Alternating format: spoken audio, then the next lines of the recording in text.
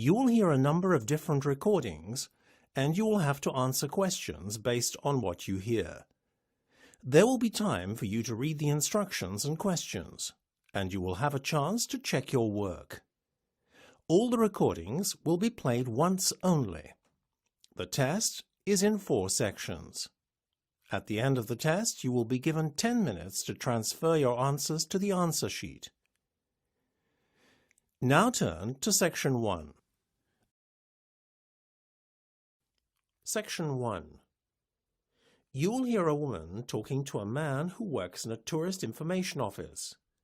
First, you have some time to look at questions 1 to 10.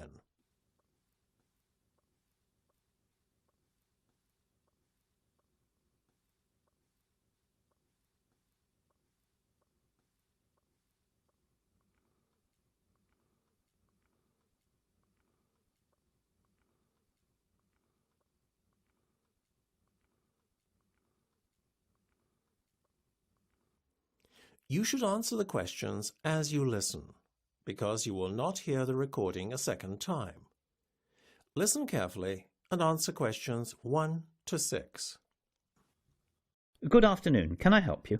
I hope so. My Portuguese friends are coming over to visit me next month, and I need to find a place for them to stay that is quite central, as I live in the city centre myself and want them to be close by. Can you recommend anywhere? Yes. A few places instantly spring to mind. What about Belvedere Gardens Hotel? Despite what the name might suggest, it's right in the city centre, on Main Street, opposite Grimes Tower. How much is it per night, please? Quite reasonable given the location. $50, and that is inclusive of a continental breakfast. Oh, that sounds nice. What about other meals? Do you have to pay extra for them? Yes. Unfortunately, lunch and dinner are not included in the price. The hotel does have a very fine restaurant, though, and I would thoroughly recommend the buffet dinner there. Customers should be seated by 7:30 in the evening, when the buffet starts. I'll keep it in mind. Is there anywhere else you can think of? Certainly. The Belfield Grand is always a popular choice. It's located a little further out, though, on the south side of Edgware Common. Perhaps that's too far from the city centre. Not really. It's only a few stops on the subway. Depends on the price. Believe it or not, the Belfield is more expensive than Belvedere Gardens, $55. Oh, that's no good. Mind you, there is a $10 discount offered to customers who've booked online. There's also the fact that the price is inclusive of all meals, breakfast, lunch and dinner, served in the guest's lounge. Before listening to the rest of the conversation, you have some time to look at questions 7 to 10.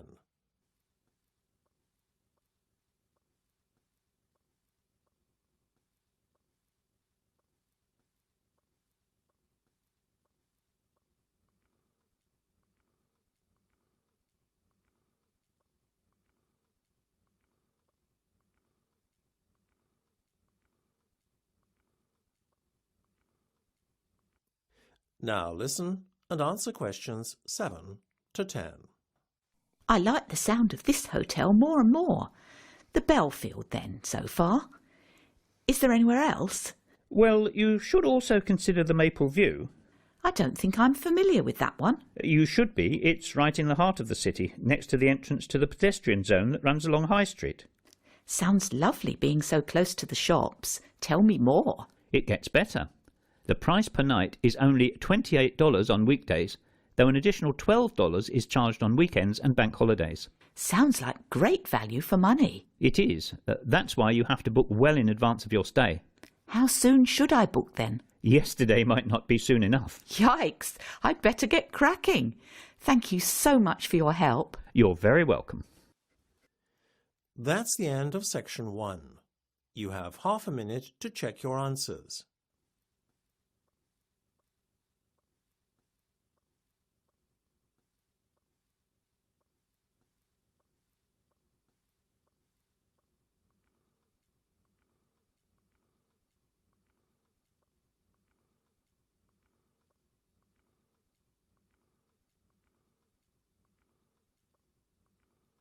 Now turn to Section 2.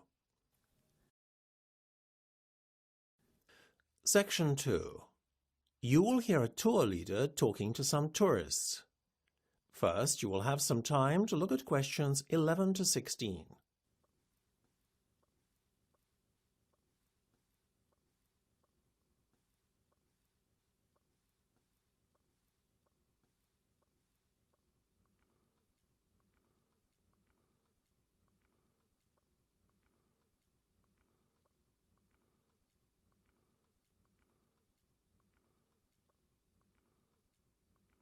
Now listen carefully and answer questions 11 to 16. OK, ladies and gentlemen, may I have your attention, please? So, here we are at King's Cross Station. We'll be leaving from here in just over an hour to catch a tube from the underground station, so you'll have a bit of time to look around. But first things first. Just so as you can get your bearings and find your way around this rather complex and confusing station, I will point out essential areas as well as points of interest. At the moment we are standing in King's Cross Square, facing two main exit doors, one off to our left and the other off to our right. The exits lead from the main platform area, which can be accessed by several entrances, one of which is located just a bit further away to your left, although it is obscured by a wall from where we're standing. Oh, by the way, that building standing on its own, the larger, not the smaller one, on your far left is the Great Northern Hotel. The taxi rank is sandwiched between it and the left luggage office. So, before I go on to a description of the main shopping and platform areas at the other side of the station wall, I'd like to point out the most important point of all, the underground station, which is where we need to meet promptly for departure. Luckily, it's quite prominent, as it's located away from the shopping and platform area of the station. It's just over there on the corner, in between the entrance I mentioned earlier and the exit nearest to the hotel from where we're standing now. Now, for those of you who would like to grab a bite to eat or do a bit of shopping, you can enter the shopping area by that entrance door over there. It's by far the nearest entrance. You will find several clothes shops in this area, in addition to a fast food outlet. When you go in the entrance, if you go straight ahead rather than turning left into the other part of the shopping complex, you will find two buildings facing one another.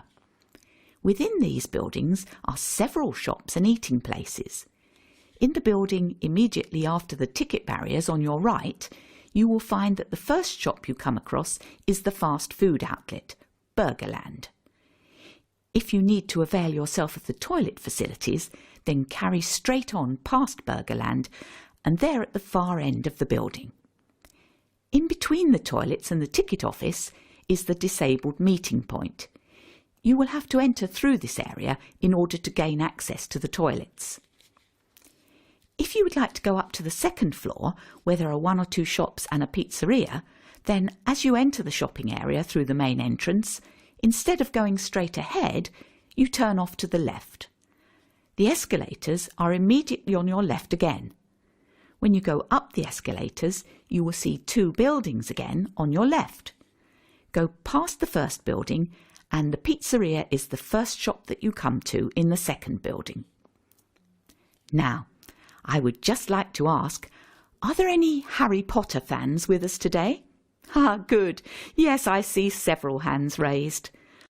Well, there's a treat in store for you if you go to the far end of the second building and take the escalator down again to the ground floor.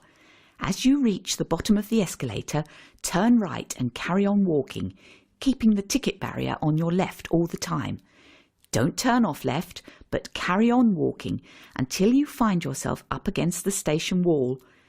This is the famous Platform 9 3/4, immortalised by J.K. Rowling in her Harry Potter books. You'll see half a trolley embedded in the wall to mark the spot. So, those are the main things to do and see. I hope you enjoy yourselves, but please meet me at the underground entrance promptly for departure. Don't be tempted to board the Hogwarts Express on Platform 9 3/4. Before you hear the rest of the discussion, you have some time to look at questions 17 to 20.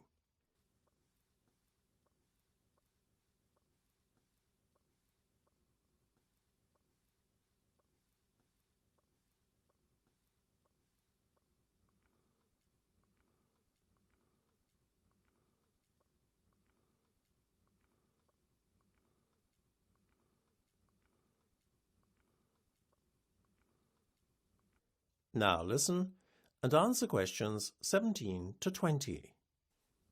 Good. Welcome back. I'm glad you were all punctual.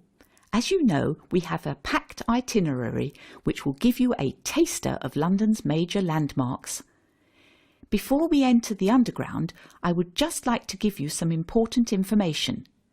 Firstly, for those of you unfamiliar with the London Underground, you must retain your ticket throughout the journey, only surrendering the ticket at your final destination. This is not applicable to today's trip, but really for tomorrow, when you will be at leisure and may wish to use the Underground again. For today, we have a group ticket, which means that we have to stay together at all times whilst travelling on the Underground. Should you become separated from the group and end up travelling without a ticket, you can expect to pay a hefty fine. Also, remember that while we are travelling outside the rush hour, between 5 and 7 p.m. in the evening and from 7:30 to 9 a.m. in the morning, we will still meet with the midday crowds of shoppers. Sometimes there is only standing room at such times, so you will be lucky to get a seat at all. Priority seats do exist if you are unable to stand, although this is rarely enforced and is at the discretion of the passenger occupying such seats. Beware of pickpockets too. There are many opportunist thieves who prey on unsuspecting travellers. Obviously, keep your valuables tucked away, ensuring wallets, etc. are not visible. So, that's all for now. Let's get on with the tour. Follow me and please keep close to your group members to avoid getting separated. That's the end of section 2. You have half a minute to check your answers.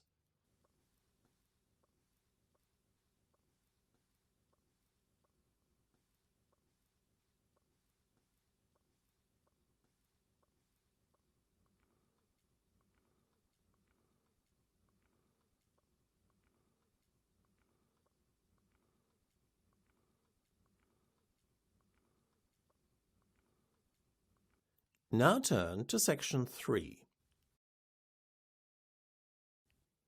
Section 3. You will hear a discussion between Steve and Melissa about their commerce course. First, you have some time to look at questions 21 to 25.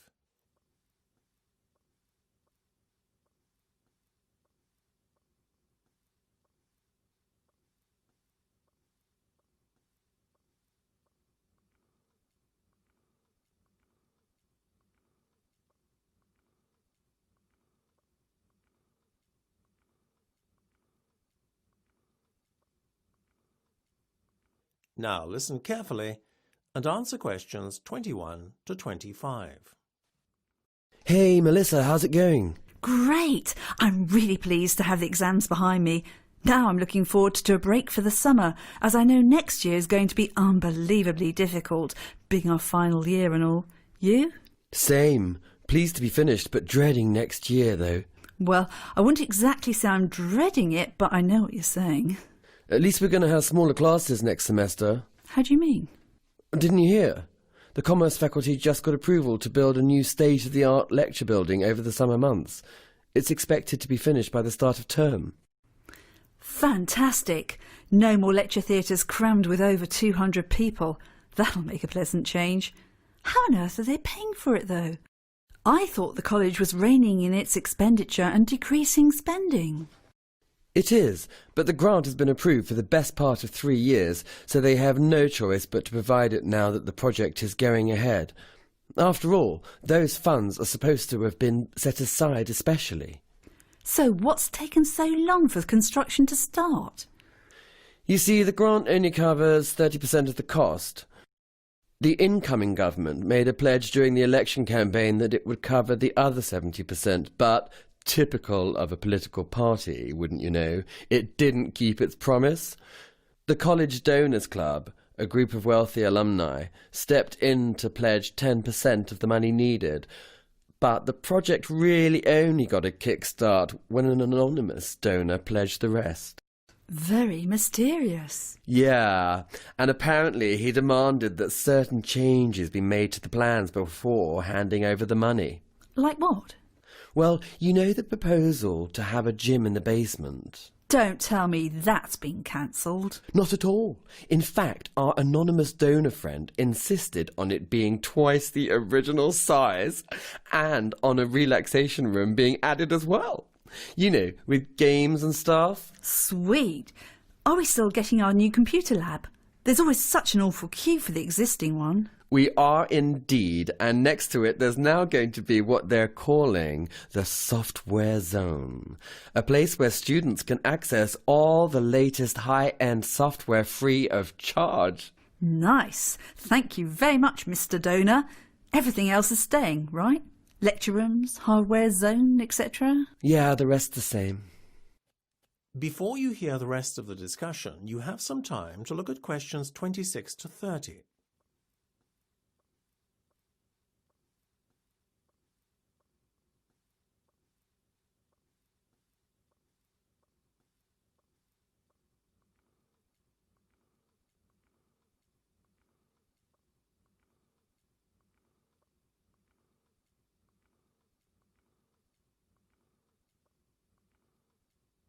Now listen and answer questions 26 to 30. By the way, on the subject of college next year, Steve, have you decided what courses you're going to choose yet? Pretty much. I want to major in marketing, so I'm focusing on the international markets and product placement modules. Will you be joining me? Well, you know I prefer human resources. That'll probably be my major. But if you twist my arm, I'll probably join you for the first one. No way on all that product placement nonsense, though. Sounds boring. Organisational behaviour is a requirement if you want to major in HR, as is managing people, so I'll definitely do both of those. Will you join me on them then? Sorry, Melissa. You know, HR is just not my thing. What about your optional modules? Do you feel like doing information systems with me? We all need to know a bit about the digital world after all. I'll get back to you. I haven't ruled out public relations either. Let's chat about it again later in the week when I've had some time to think. Cool, I'll call you, okay? Sounds like a plan. I better go now. That's the end of section 3. You have half a minute to check your answers.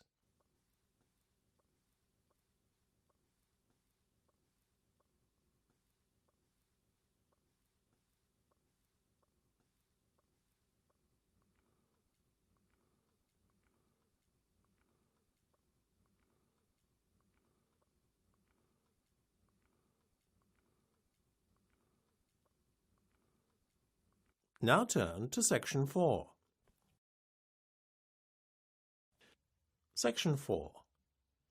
You will hear part of a talk on some well-known personality tests and their uses. First, you have some time to look at questions 31 to 40.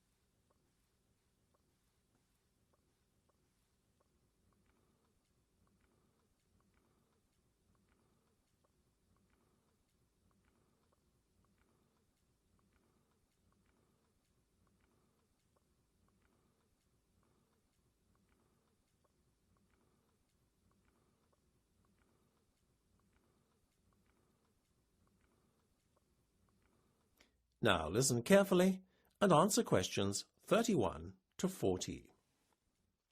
I'm sure at some point in your lives you will have completed a personality test, whether for professional reasons or purely for fun. Such personality assessments are abundant. They pervade our everyday lives, since there is a fundamental human need to understand the motivation behind our own and others' behaviour. Learning how to assess personality permits greater understanding of the motivating factors affecting the way we communicate and cooperate with others, in addition to how we relate to others on a personal level. So now that we've talked about why personality tests are so important, let's take a look at the most well-known tests and see how they compare. Well, first off, we have a favourite of careers officers and potential employers alike, the Graphology Test. The word graphology is derived from two Greek words meaning writing and word. Essentially, it is an assessment of personality based on handwriting analysis. How an individual dots his I's or crosses his T's, in addition to whether writing is slanted or level, is believed to be indicative of the individual's personality. Whatever your opinion may be of this method of personality assessment, at least it has stood the test of time. The Graphology Test, as a measure of personality, was first proposed by a certain Juan Huerta de San Juan as far back as 1575, and it has seen fluctuation in its popularity since then. In the 20th century, Alfred Binet was so convinced as to its validity that he termed it the science of the future. And indeed today, it is still a very popular method of personality assessment. Its validity, though, as a measurement of character, is dubious. The British Psychological Society has even gone so far as to rank graphology alongside astrology, giving them both zero validity. A major problem with the test is that an element of subjectivity enters the assessment of certain criteria in the test, such as harmony and style of writing. However, in its favour, the test is relatively quick and easy to administer. Next, let's look at the Rorschach or inkblot test, which is one of the better-known tools of psychological assessment. Popularised in party game versions of the test, the Rorschach test has received mixed reactions amongst psychologists. Whilst many dismiss the test as a pseudoscience, it is nevertheless used by prestigious mental health organisations such as the Tavistock Clinic as a valid tool for personality assessment. Admittedly, assessing someone's character based on their reactions to a series of inkblots on pieces of card might seem somewhat ludicrous. Whilst there is a tried and tested methodology behind the construction of the test and assessment of individual responses, the test is subject to cultural bias. The perception of the card's contents is liable to be biased by cultural factors, making the individual responses somewhat meaningless.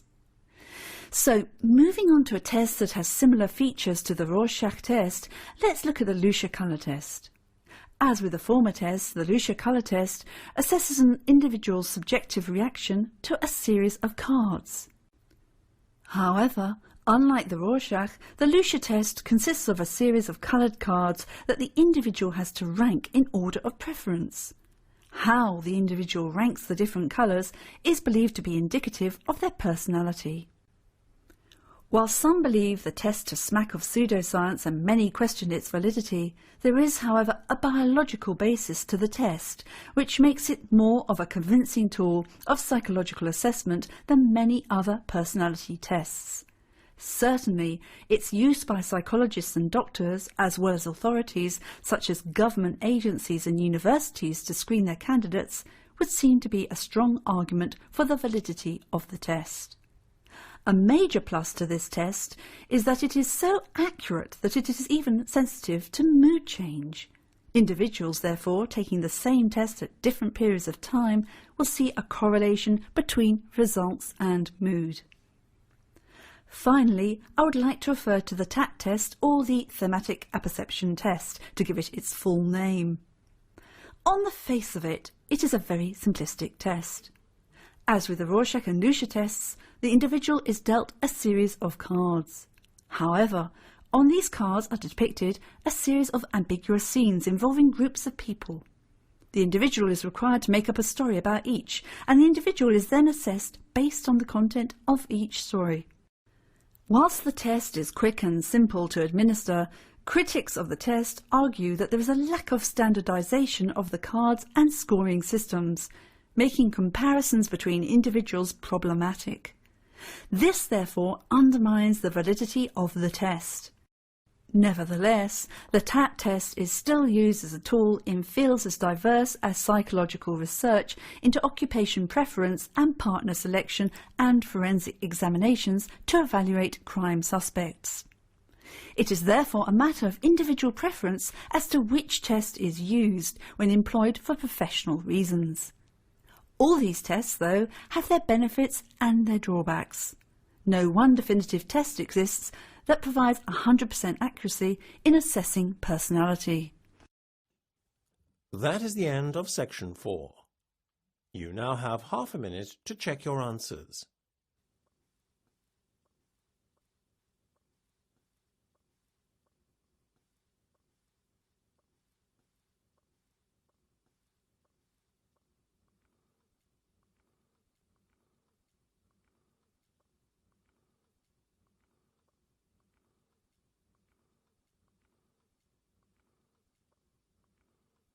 That is the end of the listening test. You now have 10 minutes to transfer your answers to the listening answer sheet.